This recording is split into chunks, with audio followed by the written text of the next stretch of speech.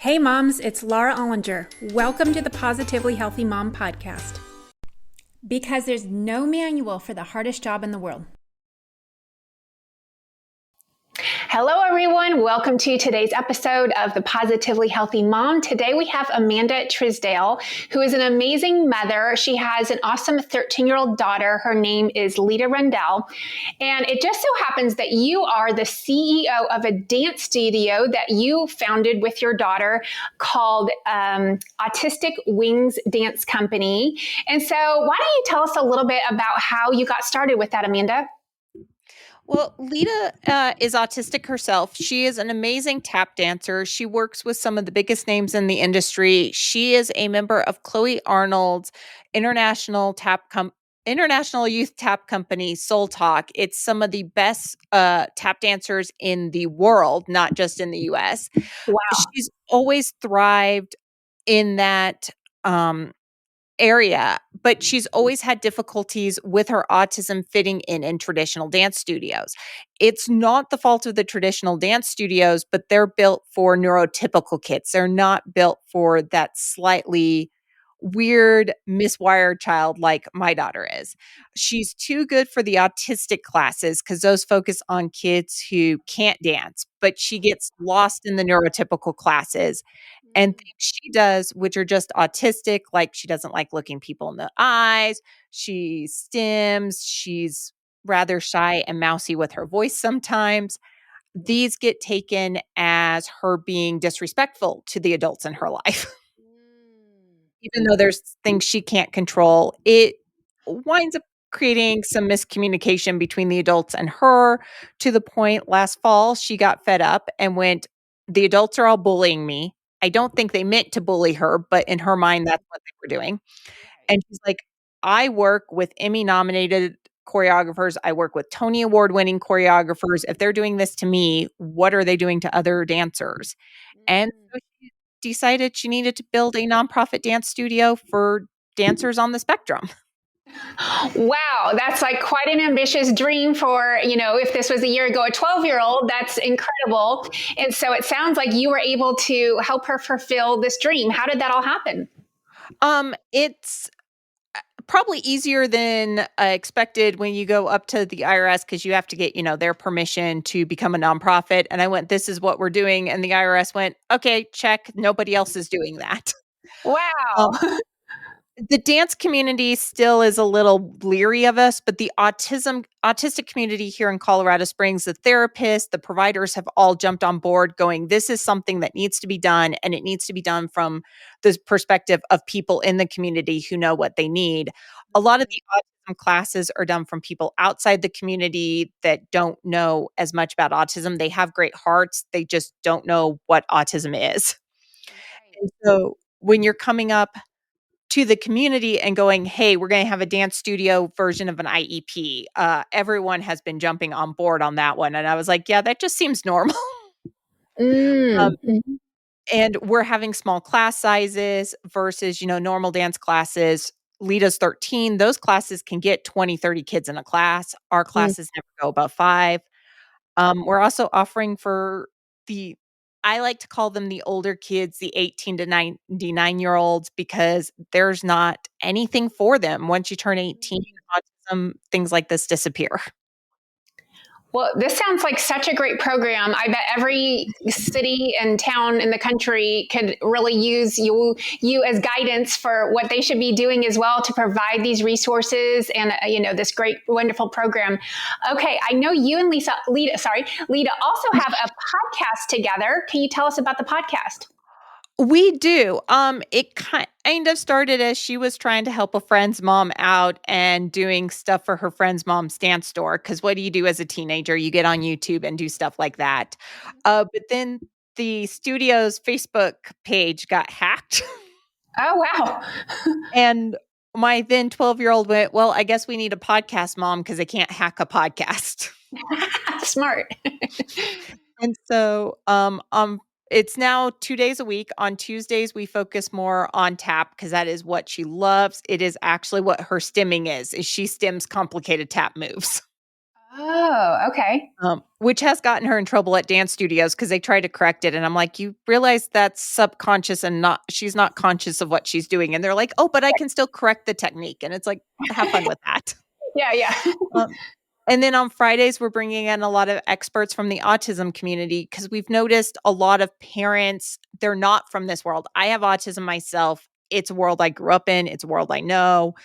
A lot of the neurotypical parents, they're being dumped in this community they don't know about. They're still comparing their child to their neurotypical friends and their neurotypical friends' kids. And Mm. they're like, my kid isn't perfect. My kid is broken. My kid isn't doing what's being done over there. And it's like, yeah, but it's normal for the community. Just take 10 deep breaths Oh, okay. and realize you're quit comparing your child over there. And she has done a few episodes where she has, as a 13-year-old can, gone off going, quit comparing.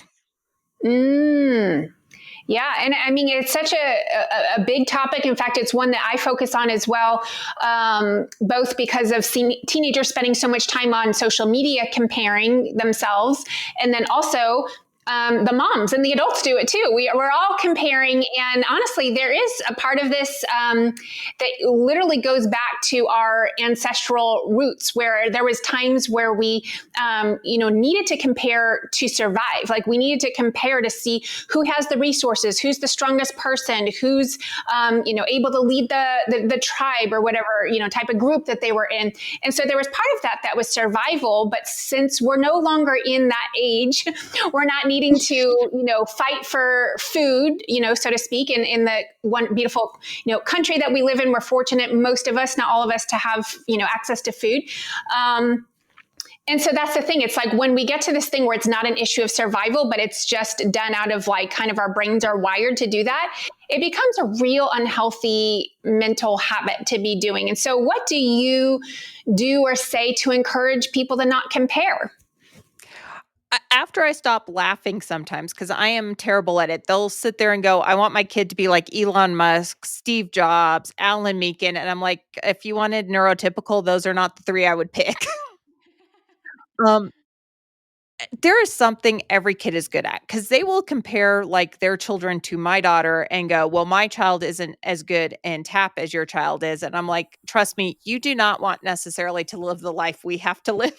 Mm. Unless you wanna spend a lot of time on airplanes flying around the country with a child who is terrified of flying. Oh, wow.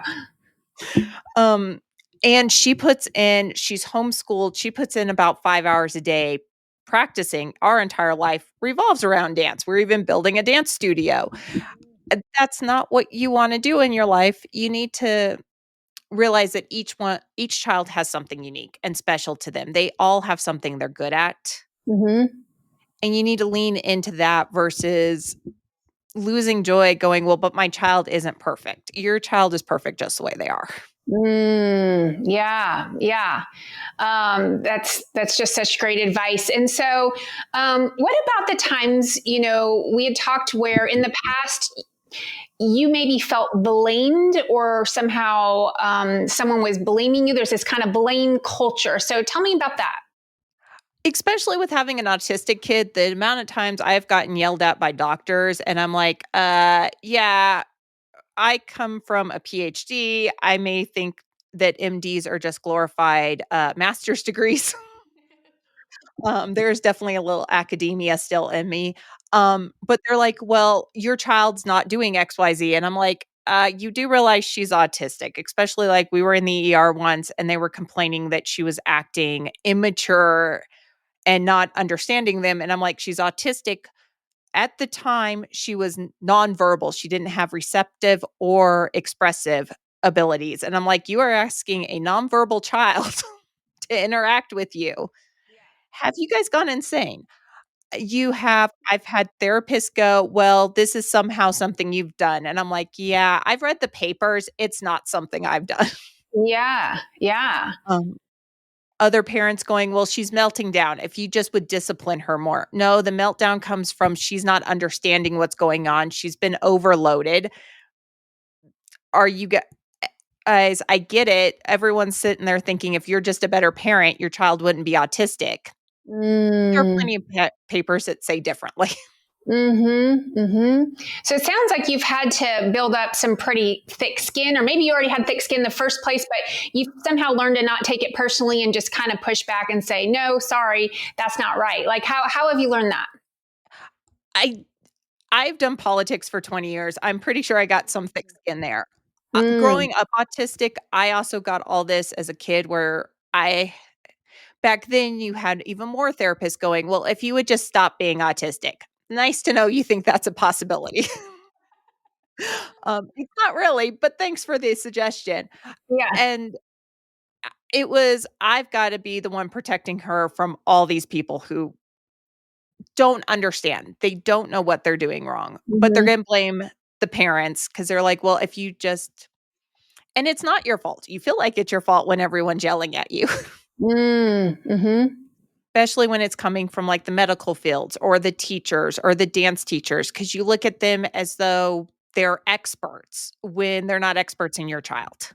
Mm. Oh, that's such a great quote that you just said. Yeah, they're experts in their field, but they're not experts in your child. So I think that is just some words of wisdom that other moms can live by when, they are feeling this feeling of blame, whether they have a neurodivergent child or any other, complex child or special needs child, anything like that. So, what would you want the world to know about? Kind of like that misinformation, like kind of what you just said, where they just don't know. What would be like some top 3 points that you can explain about what autism is and what it's not? The number one thing is it is not a learning disability. It's an actual physical disability. That learning disability came from a 1978 legislative bill that they passed in Congress. Mm, Before then, we were not treating it in schools. We were treating it like the medical disability it is. Kids with autism have a higher rate of issues with seizures. They have a higher rate of having issues with GI movements. They have a higher rate of heart problems. It's a physical that doesn't come from learning disabilities. That comes from actual physical disabilities.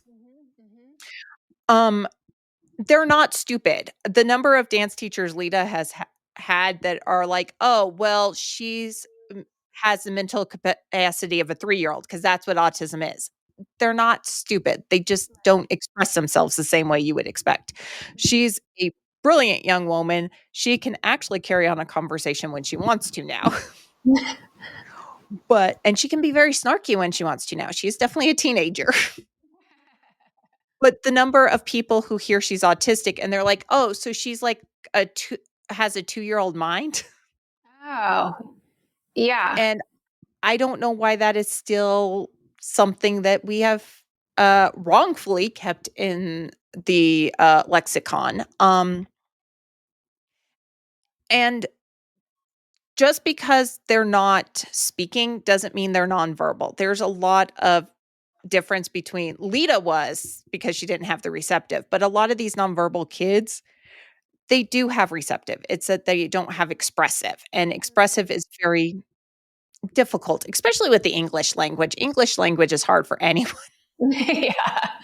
Yeah. They don't treat them like they're stupid. They have a very good ability to understand you. Mm, mm-hmm, mm-hmm. And talk to us a little bit, or I guess, we're kind of like creating this awareness about what it is and what it isn't. Can you shed some light to kind of the emotional,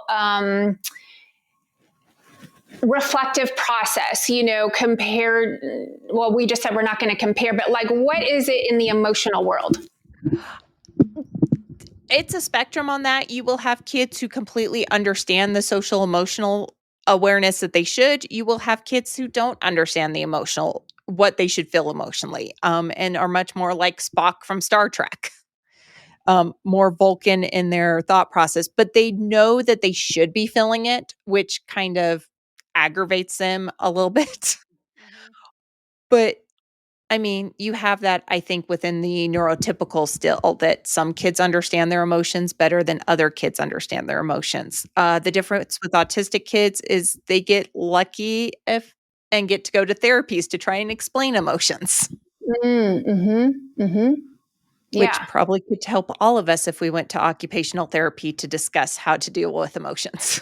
Right, right. But I do like what you said about, even neurotypical kids, there is just a big spectrum about who's, kind of comfortable, who can process, and who's less able to. And so it sounds like it just kind of translates over there as well. So what if Lita could pop on here today? What would she want us to know? Uh, she's really big on understanding that autistic people, especially the kids, they can do stuff. She has a lot of arguments with neurotypical parents of autistic kids who are like, I don't want my child to try that because what if they fail? What if I'm judged for how they act in the classrooms? And she's been yelling at them going, let them try. Just see if they like it. And if someone's being judgy, they're the idiots, not you. Mm, yeah, Imagine yeah. that much more in a 13-year-old voice, that you're the idiot for thinking your child should be judged. I know. I watch some of her YouTube videos, and I just love her personality. She just definitely does have that zest and that fire and that little bit of sass of the 13-year-old. She sounds like an amazing child. So, we talked about bringing awareness not just to your dance studio, but the podcast and the YouTube channel. So, where do you want people to go to promote everything that you all are doing? Lita would love it if she could get 1,000 subscribers on YouTube, because she is definitely Gen Alpha and they have all moved back to YouTube. I don't know why. um, I'm feeling old because I thought we migrated away from YouTube, but hey, Lita Tap Styles is the handle on YouTube. That's the podcast. We're also Her dream is this Autistic Wings dance company. It's autisticwingsdancecompany.org. It is a nonprofit. We are always looking for donations because we do not charge nearly what we should for our classes. I just Mm, did the money again, and for our preschool kids who are in 30 minutes a week classes, it's running us about $586 per student. wow. And we're charging 45. So all the donations we can get over there is helpful. The big thing with that is because we're keeping the class sizes. Our preschool classes are never over 3 students. Our normal classes are never over 5 students. You can't make money with small classes. Yes, yes. Well, hopefully this episode can bring awareness and have people go on and donate as well. Any last words, anything that we didn't cover that you would like the moms to know? Just quit being so hard on yourself. You are doing an amazing job as a mom. No matter what anyone else tells you, you are doing an amazing job. That's so nice to hear. I think even, we can never hear that enough, right? It's like True. every day is a struggle. And I think it's so important to just hear that over and over again, that repetition, because it's true, right? It's like we need to support each other and realize that we really are doing just the best we can. So I think that's a great parting message. Well, Amanda, it was so nice to meet you. I so appreciate you taking this time. And I can't wait to help Lita reach her goal on getting all those followers on the YouTube channel and getting more donations to your organization. Thank you so much for having me on today. Absolutely. Okay, take care. All right, thanks. Thank you for listening to the Positively Healthy Mom podcast, because there's no manual for the hardest job in the world.